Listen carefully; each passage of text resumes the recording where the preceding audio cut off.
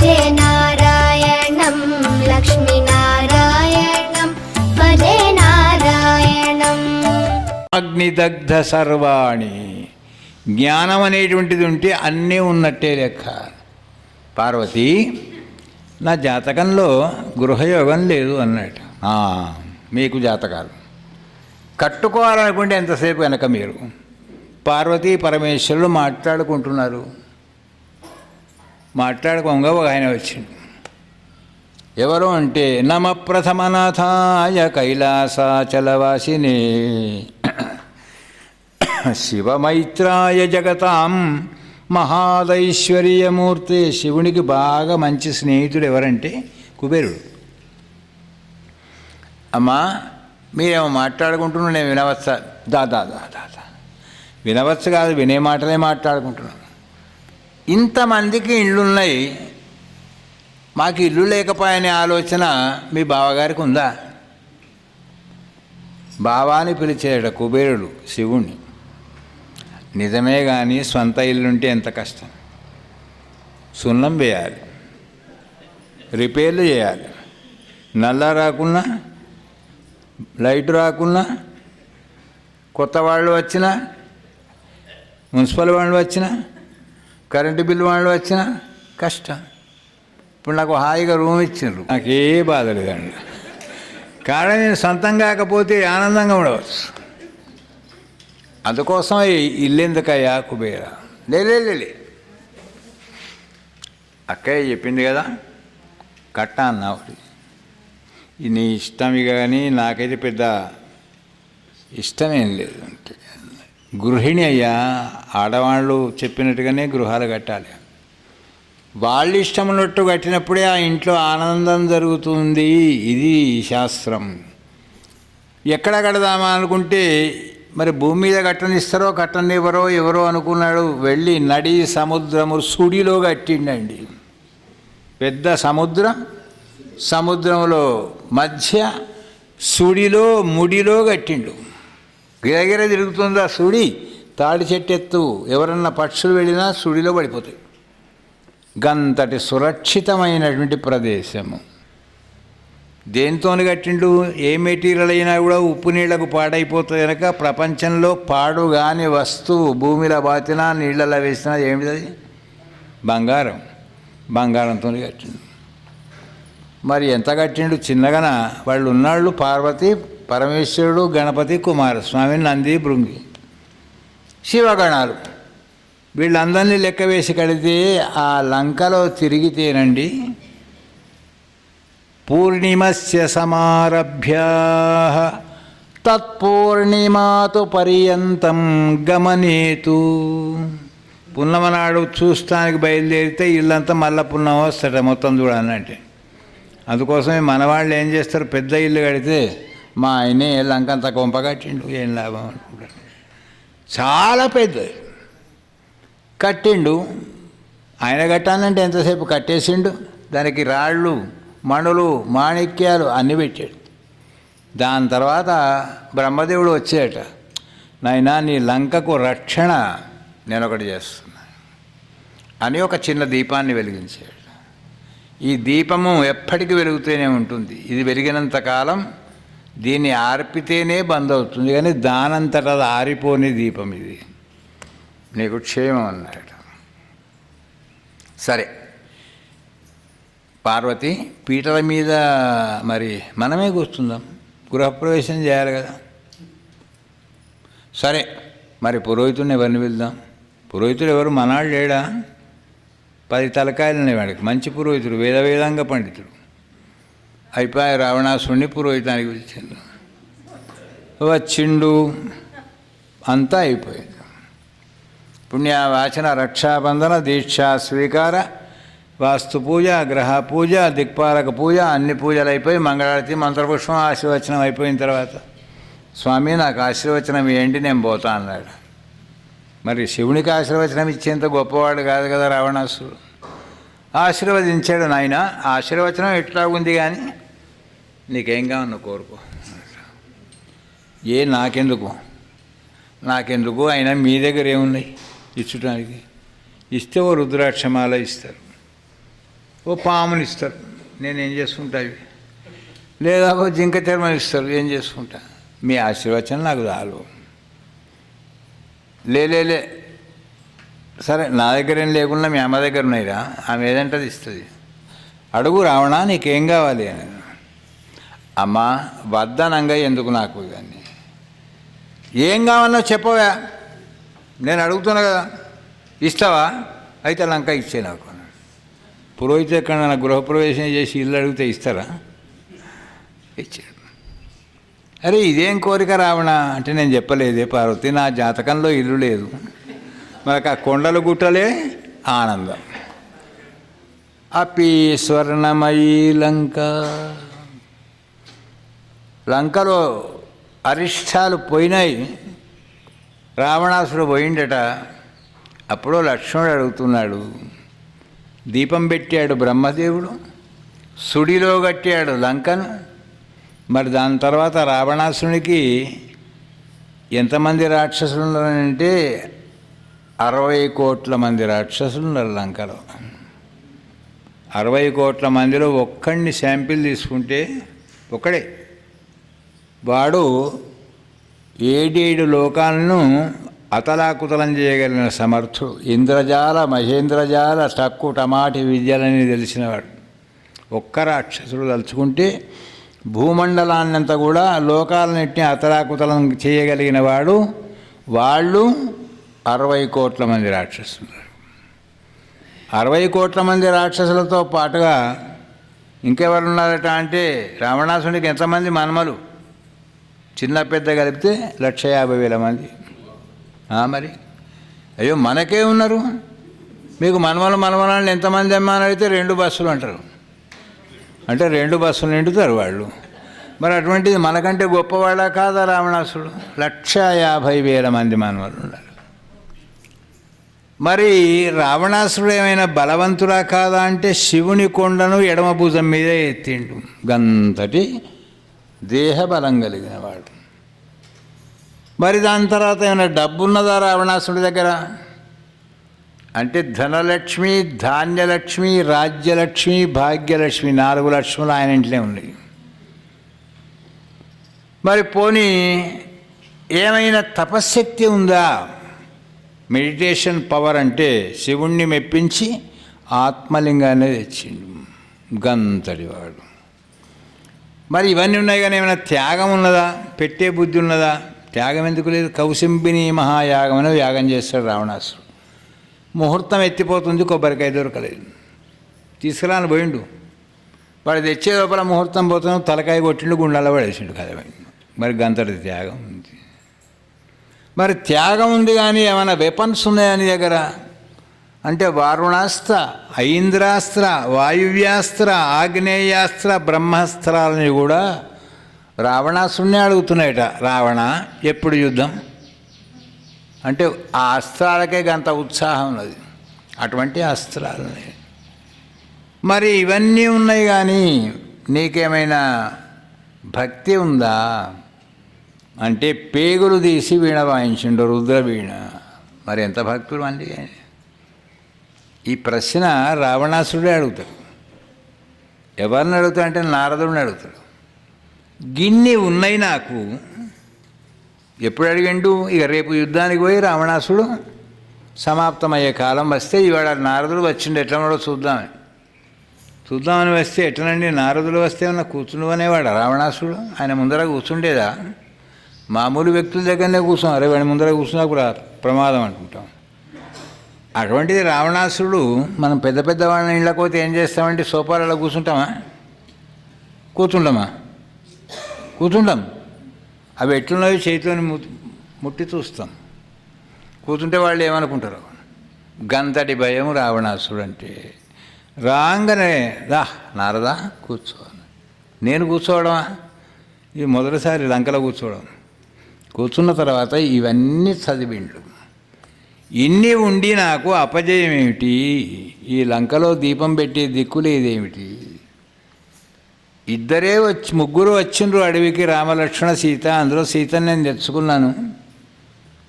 ఈ ఉన్న ఇద్దరు రామలక్ష్మణులకు ఈ కోతులు, కొండెంగలు, కొండముచ్చులు, గుడ్డేనుగులు ఇవన్నీ సహకారం ఏమిటి? వాళ్ళు రాళ్లతోని, రప్పలతోని, చెట్లతోని కొడుతుంటే మా రాక్షసులు చావడం ఏమిటి? నాకంత విచిత్రంగా ఉంది అన్నట. దీనికి కారణం ఏమిటి? కారణం ఏముంది కనుక? నీ దగ్గర అన్నీ ఉన్నాయి కానీ భగవంతుని దయలేదు నీ మీద.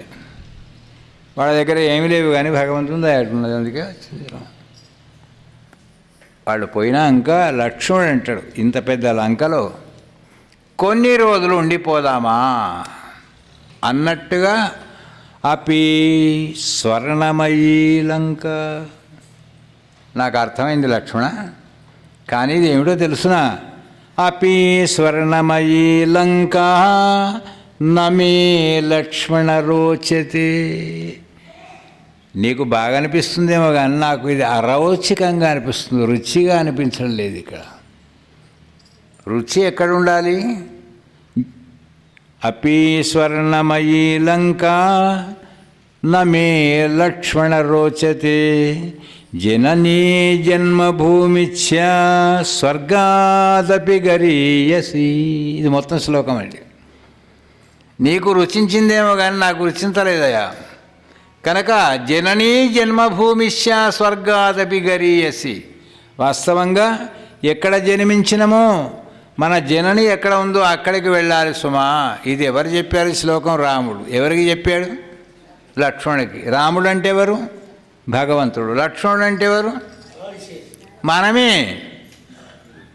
మనం ఇక్కడికి వచ్చి ఏమంటున్నాం? అపి స్వర్ణమయీ లంక. ఈ భూలోకంలోనే ఉందామా ఎల్లకాలం ఇంకో దుకాణం పెట్టుకొని? ఇది అరోచికం సుమా. జననీ జన్మభూమిస్య. ఎక్కడుంది మనం జన్మించిన జన్మభూమి? పరమాత్ముడి యొక్క సన్నిధానం, అక్కడికి వెళ్ళాలి. దీన్ని వేదాంత దేశికులనే మహనీయులు రామాయణంలోంచి ఏది జన్మభూమి ఇక్కడ ఉంది జనని అంటే లోక జనని, ఆ అమ్మవారి దగ్గరనే మనం ఉండాలి. మన ఇంటికి మనమే పోవాలి. ఈ విశ్వాన్ని మొత్తం చూడాలి. విశ్వంలో ఉండే విశేషాలు తెలుసుకోవాలి. ఎగ్జిబిషన్లోకి పోయినాక అన్నీ కనబడేలాగా ఉంటుంటామా? కొన్ని చూడాలి, కొన్ని కొనాలి, కొన్ని అడగాలి, కొన్ని ఏం పని చేస్తే అని అడగాలి. అవి ఏం చేస్తే మనకు తెలియదు. మనకేం తెలుస్తుంటే మనకు భోజనం చేసుడు కూడా తెలియదు. అంటే మనకి ఇక్కడ తెలుసు ఎల్లారెడ్డిపేటలో. మీరు ఒకసారి మద్రాసు పోండి లేదా ఢిల్లీ పోండి, అక్కడ 5 స్టార్ హోటల్స్ అని ఉంటాయి పెద్ద పెద్దవి. వాడు పలహారాలు పెడతాడు, అవి తినడానికి కత్తులు కటాలు లాంటివి ఏవో ఇస్తాడు. ఏది ఎట్లా పెడితే దేనికి గుచ్చుకోవాలి, దేన్ని దేనితో విడదీయాలి, దేన్ని దేనితో తినాలి తెలియదు మనకు. తిండి తినుడు కూడా తెలియదు. అందుకే ఓ అమ్మాయి అడిగిందట, పెళ్ళి అయిన తర్వాత తల్లితో అంటుందట, 3వ రోజు అయింది అత్తగారింటికి పోయి, 4వ నాడు వాపసు వచ్చింది పందిరి చూడ. మళ్ళోసారి పోయింది, మళ్ళీ 4 రోజులకు వచ్చింది. అమ్మ నిజంగా అత్తయ్య అంటే అత్తయ్య నేనే, మామయ్య అంటే మామయ్య నేనే, ఇక మావారు దేవుడే. అట్టనానే సంతోషం బిడ్డాను, మంచిగా ఉంటాయి. కానీ మేము మళ్ళీ ఇప్పుడు మేము జనవరిలో వస్తాం ఇక్కడికి, కానీ మా ఆయనే కొన్ని విషయాలు నీకు చెప్పాలనుకుంటున్నాను. చెప్పు. మా ఆయనే చేత్తో తినడే, మరి ఎట్లా? తలకాయ పెట్టే తింటాడా?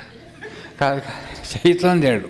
ప్రతిదానికి చెంచాలు కావాలి ఆయనకు, చెంచాలు. మంచిది బిడ్డ, మర్చిపోకు. ఎప్పుడు వచ్చిండి అల్లుడు అమ్మగానంటే సంక్రాంతికి వచ్చిండు. సంక్రాంతికి వస్తే మరి బిడ్డ చెప్పింది కానీ చకినాలు పెట్టి చెంచాలు ఇచ్చిందిరా, ఎట్లా తింది? అందుకోసం దేన్ని దేనితో తినాలో కూడా మనకు తెలుసునా? తెలియదు. అందుకోసం అన్ని విషయాలు మనకు ఎక్కడ తెలుస్తాయి? భగవంతుని తెలుస్తాయి. అందుకే అన్నాడు, ఇది ఎంత అందమైన ప్రదేశమైన లక్ష్మణ నమే లక్ష్మణ రోచతే జననీ జన్మభూమిస్య. రాముడు కూడా అవతారం కోసం వచ్చిన 6 రోజులు ఉన్నాడు, కానీ మరి మళ్ళీ ఆయన ఎక్కడికి వెళ్ళాడు? నిజధామానికే వెళ్ళి అక్కడి నుంచే కటాక్షించిండు. మీరు కూడా, మనం కూడా, భక్తులందరూ కూడా. విశ్వం, ఇది విశ్వం, కనిపించే దృశ్యం. విశ్వం అంటే ఏమిటి? కనిపించే దృశ్యం. దీన్ని చూడాలి. ఎట్లా చూడాలి? ఎన్ని చూసాం? సూర్యుడిని ఎన్ని రకాలుగా చూసిండ్రు మీరు? ఉదయించేటప్పుడు చూసాం, అనుభవం తెలిసింది. మధ్యాహ్నం చూసినాం, అనుభవం తెలిసింది. సాయంకాలం చూసినాం, అనుభవం తెలిసింది. చెప్పేటప్పుడు ఏం చెప్తాం?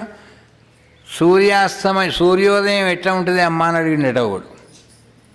అంటే వాడు పొద్దున్న లేచి అలవాటు లేని వాడు. పొద్దున్న లేస్తే కదా సూర్యోదయం కనిపించేది. నాయన ఇక ఎందుకు తప్పు పట్టుకుంటావు కానీ సూర్యుడు అస్తమించేటప్పుడు ఎట్లా ఉంటుందో గట్టి ఉంటుంది రా సూర్యోదయం అని చెప్పినట్టు. మరి ఇవన్నీ తెలవాలంటే ఏం చేయాలి? ఈ లోకానికి రావాలి, లోక మర్యాదను పాటించాలి. అందుకే దేశాటనం పండిత మిత్రతాచ వారాంగన రాజసభా ప్రవేశ అంటారు. చదువుకున్న తర్వాత లోకజ్ఞానం రావాలంటే ఏం చేయాలి? తీర్థయాత్రలు చేయాలి. ఏ ప్రాంతంలో ఏ భాష మాట్లాడతారు, ఏ ఆహారం తింటారు, ఏ మర్యాదలు పాటిస్తారు, ఏ ఆచారాలు, ఏ వ్యవహారాలు ఎట్లా ఉన్నాయి, అందులో మనం ఏమన్నా నేర్చుకోవచ్చా, మనకేమన్నా అక్కడికి వచ్చేటి ఉన్నాయా అని తెలుసుకోవడానికి దేశాటనం చేయాలి. అందుకే ఆ లోకం నుంచి భగవంతుడు ఈ లోకానికి కొందరిని పంపించు, భువర్లోకానికి కొందరిని పంపించు, సువర్లోకానికి కొందరు, మహల్లోకం, జనలోకం, తపోలోకం, సత్యలోకం. ఎన్ని లోకాలు ఉన్నాయండి అంటే రాత్రిపూట ఆకాశంలో కనిపించేటువంటి ఒక్కొక్క నక్షత్రం ఒక్కొక్క లోకం. ఇన్ని లోకాలలో భగవంతుడు అందరినీ పంపించాడు. కానీ మరి మన లోకానికే ఇంత గొప్పతనం ఏందట అంటే మనం ఎక్కడ ఉన్నామంటే ఇది భూలోకం, దీని మీద భువర్లోకం, మీద సువర్లోకం, ఆ పైన మహాలోకం, ఆ పైన జనోలోకం, ఆ పైన తపోలోకం. ఇది ఎక్కడ ఉందంటే నాభిస్థానం మన భూలోకం. మీద ఎన్ని లోకాలున్నాయి? భూలోక ఒకటి, భువర్లోక, సువర్లోక, మహర్లోక, జనలోక, తపలోక, సత్యలోకాలు. 7 లోకాలు ఉన్నాయి దీంతో లెక్క పెడితే. మరి ఇక్కడి నుంచి లెక్క పెడితే మళ్ళా కిందికి పోదాం. ఇక అతలము, వితలము, సుతలము, తలాతలము, రసాతలము, పాతాళము. మళ్ళీ ఈ భూలోకంతో లెక్క పెట్టుకుంటే ఆ 7 లోకాలు. అయితే ఇన్ని లోకాలలో ఉండేవాళ్ళు కూడా ఎక్కడికి వస్తే భగవంతుని చేరుకుంటారా అంటే భూలోకంలో తప్పక పుట్టాలి. ఇక్కడ పుడితేనే ఇది బస్ స్టాండ్, ఏ బస్సు అయినా దొరుకుతుంది. అందుకోసమే ఏ లోకంలో ఉన్నవాడికి ముక్తి లేదు కనుక ఈ భూలోకానికి గొప్ప పేరు ఏమిటట అంటే ఇది మోక్షస్థానం. మరి మోక్షం రావాలంటే పని చేయాలి కదా. పని చేయాలంటే ఎక్కడ చేయాలి? వంట చేయాలనుకుంటే ఎక్కడ పడితే అక్కడ వంట చేస్తారా? తిండి ఎక్కడైనా తినవచ్చు. బల్ల మీద కూర్చోవచ్చు, అరుగు మీద కూర్చోవచ్చు, వాకిట్లో కూర్చోవచ్చు, నిలబడితే కూర్చోవచ్చు. అడక్క తింటున్నావురా అని మనం వాళ్ళు అప్పుడప్పుడు అంటారు. ఇప్పుడు అందరం అడక్క తింటున్నాం. చక్కగా కూతుర్లో పెట్టి భోజనం పెడితే ఎంత ఆనందంగా ఉంటుంది. మన వాళ్ళకు పెడుతున్నారు. ఇక్కడ నాకు వస్తే పర్వకాలం తిరిగి అనిపిస్తుంది. ఇది మీరు బఫ్ సిస్టమ్ కోండి, పళ్ళెం పట్టుకొని కూర అడుక్కునేవాడిని కూర దగ్గరికి పోవాలి, చారు అడుక్కునేవాడికి చారు దగ్గరికి పోవాలి, పప్పు అడుక్కునే దాన్ని ఏం తిండి అది అడుక్క తిండు. అందుకోసమై మనకు భ్రాజిష్ఠురు భోజనం భోక్త పరమాత్మ నీకు సిద్ధాన్నం తయారు చేసి ఇక్కడ పెట్టిండు. అయితే ఈ భూమిలో కూడా మొత్తం ఇంట్లో వంటశాల ఎక్కడ ఉంటుందండి? ఓ మూలకు.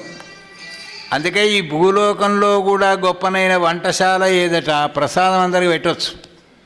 వంటశాల స్థానం ఏంటంటే మన భారతదేశమే. అందుకే దీనికి కర్మభూమి అని పేరు. ఈ కర్మభూమిలో పుట్టినవాడు, వడ్లను పండించేవాడు బురదలో నిలబడి పండించాలి. కానీ తినేవాడికి అక్కడ తినవచ్చు, ఇక్కడ తినవచ్చు, ఇక్కడ తినవచ్చు. కర్మ చేయడం అనేటువంటిది ఇక్కడ దేని వలన? యజ్ఞకర్మ, యాగకర్మ, క్రియాకర్మ, నామకర్మ, స్మరణకర్మ ఇవన్నీ కూడా చేస్తే భగవంతుడు ఇక్కడి నుంచి ఎక్కడికి తీసుకువెళ్ళాలో మళ్ళీ రాకుండా తీసుకుపోవడానికి బాధ్యత అంతా ఎవరిదట? ఆయనదే. మనం చేసిన తర్వాత తీసుకుపోయేటప్పుడు మనకేమన్నా ప్రయాణం చేసినప్పుడు ఆ ప్రయాణంలో ఏ లగేజ్ అన్నా వెంబడి ఉంటుందా? పోనీ మనాళ్ళు ఏడుస్తున్నది మనకేమైనా ఏడుపు వస్తుందా? అప్పుడు రాదు. పోనీ చప్పుళ్లతో మనం తీసుకుపోతున్నది ఏమైనా సంతోషం కలుగుతుందా? లేదు.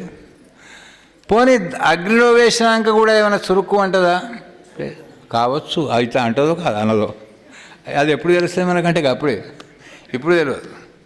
అందుకోసమే ఈ పరమాత్మ విశ్వం చూసిరా, చూస్తే దీనిలో ప్రతి చోట చూస్తూ ఒక్కటి జ్ఞాపకం పెట్టుకో. విశ్వం విష్ణుర్వషట్కారో. విష్ణు ప్రతి దానిలో నేనున్నంతసేపే అది ఉంటుందనే విషయం జ్ఞాపకం పెట్టుకో. విష్ణు అంటే వ్యాపకం కలిగిన వాడు. అంతర్బహిష్య తత్సర్వం వ్యాప్య నారాయణ స్థిత. పువ్వులో ఆయన్ని, కాయలో ఆయన్ని, జంతువులో ఆయన్నే, మట్టిలో ఆయన్నే, నీటిలో ఆయన్నే, నిప్పులో ఆయన్నే, గాలిలో ఆయన్నే, నీలో ఆయన్నే, నాలో ఆయన్నే, అందరిలో ఆయన్నే, ఆయనలో మళ్ళంతా మనం. ఇట్లా మమేక స్థితి కలిగి ఉంటానయ్యా. విష్ణు వ్యాపకం కలిగినవాడు. ఈ విశ్వమంతా కూడా ఏ ఋతువులో ఏవి కావాలి, పుయ్యాలి, పండాలనుకున్న స్వరూపం ఆజ్ఞ ఎవరిదట? ఆయన. అందుకోసమై నువ్వు అక్కడ చూస్తూ ఏం చేసుకో అంటే నన్ను మాత్రం జ్ఞాపకం పెట్టుకో. ఎందుకంటే మళ్ళీ నీకు పాత ఇంటి తోవ దొరకాలి కదా. దొరకాలంటే మరి ఎవరిని జ్ఞాపకం పెట్టుకోవాలి? ఏ ఇంటి నుంచి వచ్చినామో కనీసం ఆ ఇంటి నెంబర్ యాది పెట్టుకోకపోతే హైదరాబాద్లో ఇంట్లో నుంచి బయలుదేరి బజార్ తిరిగి వచ్చినాక ఎవరింటికి పోతారు? వాడ తెలిసినా ఇంటి నెంబర్ తెలియకపోతే ఓళ్ళ ఇంటికో అన్నా ఓళ్ళ ఇంటికి పోతాం.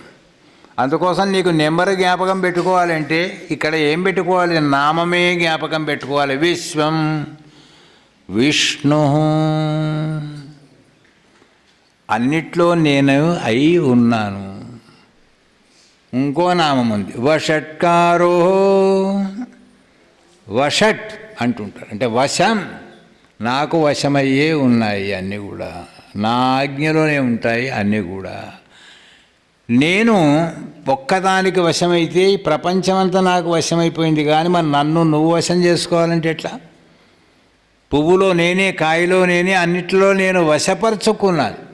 నేను పుయ్యమంటేనే పూస్తాయి పూలు, కురువమంటేనే కురుస్తుంది వర్షం, కదలమంటేనే కదులుతుంది రథం. అవన్నీ నాకు వశమై ఉన్నాయి. మరి గింత వశీకరణం కలిగిన వాడివి స్వామి, గా అర్జునుడికి ఎందుకు వశమైన నువ్వు అంటే వాడు నా నామాన్ని పట్టుకొని నన్ను వశం చేసుకున్నాడు. నా భక్తుడై నన్ను ద్వేషించిన వాళ్ళని చంపేశాను హిరణ్యకశ్యపుని, కానీ నా నామం పట్టుకొని నేను ఉన్నాను అని, కనిపించకున్నా ఉన్నాను అని నిరూపించాడు ఇంత పిల్లవాడు.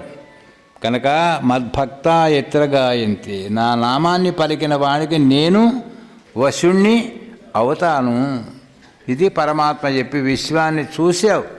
విశ్వం విష్ణుర్వషట్కారో భూత భవ్య భవత్ ప్రభు. భూత భవ్య భవత్, భూతకాలము, భవిష్యత్ కాలము, వర్తమాన కాలం అని 3 కాలాలు ఉంటాయి. భగవంతునికి ఏమి స్వరూపుడట అంటే భగవద్గీతా శాస్త్రంలో చెప్తాడు, కాలోస్మి లోకక్షయకృ ప్రవృద్ధో. కాలాన్ని నేనే, నా ఇష్టానుసారమే కాలం ప్రవర్తిస్తోంది. కాలంలో మునిగిపోయే జీవులందరూ కూడా రకరకాలుగా శరీరాలు మారిపోతూ ఉంటాయి. ఎవరి వలన? నా వలన. మరి నువ్వెప్పుడన్నా మారిపోతా అనుకుంటే మారుతా, అనుకోకపోతే మారా. రాముణ్ణి కావాలనుకున్నా అయినాను, ఎప్పుడు కట్టే ఉన్నా మళ్ళీ నా స్థానానికి వచ్చిన. వషట్కారం అంటే వశింపబడి నాలో ఉండేటువంటి ఒక తత్వం ద్వారా ఈ సృష్టి అంతా నాకు వశమై ఉంటుంది. ఎప్పుడు ఉంటుంది? ఎప్పటికి ఉంటుంది? గడిచిన కాలం అంతా ఉంటుంది. భూత భవ్య భవతు. పోయిన కాలం అంతా నా వశంలోనే ఉంది. నడుస్తున్న కాలం అంతా నా వశంలోనే ఉంది. నడవబోయే కాలం అంతా నా వశంలోనే ఉంటుంది.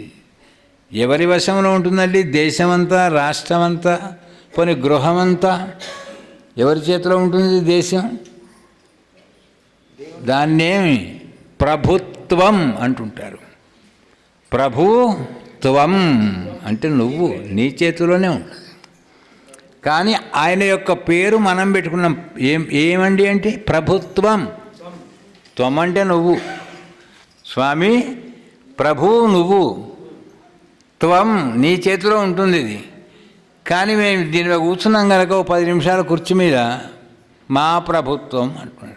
అది కూడా మంచిది, భగవంతునికి ఇస్తే మా ప్రభుత్వం కనుక ప్రభుత్వం చేతిలో ప్రపంచమంతా ఉన్నట్టే ఆయన చెప్పినట్టే నడిచిన